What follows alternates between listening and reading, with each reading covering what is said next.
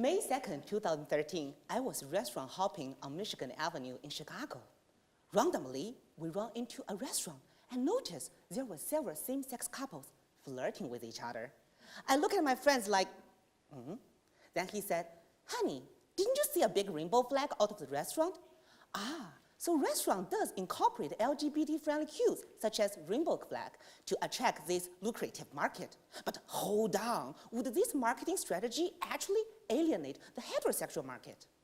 With this question in mind, I conducted this research. When consumers evaluate the performance of a restaurant, food and service are important.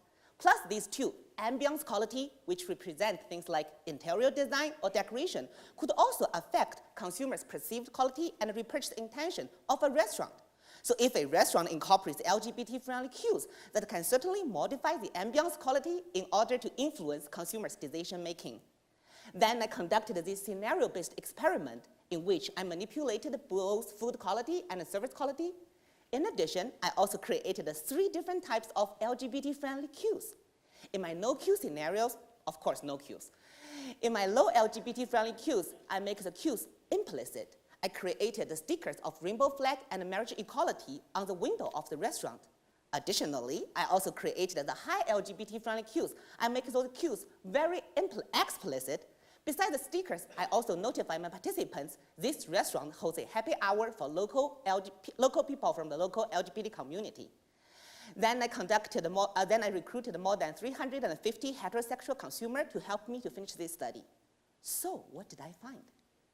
Surprisingly, disregarding food quality and service quality, different types of LGBT-friendly cues do not alter heterosexual consumers' reaction. This may be easy to understand because we know this past June, the same-sex marriage is already legalized in this whole nation. So accepting individuals, brands, or products related to this topic may become common and nature in our social society.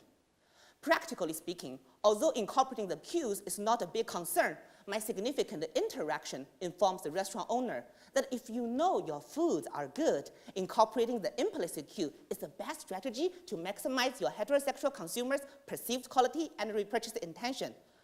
However, if you get complaints to tell you that your foods are really depressing, temporarily using the explicit cue may somehow can switch their attention, but not eventually powerful enough to make them that happy.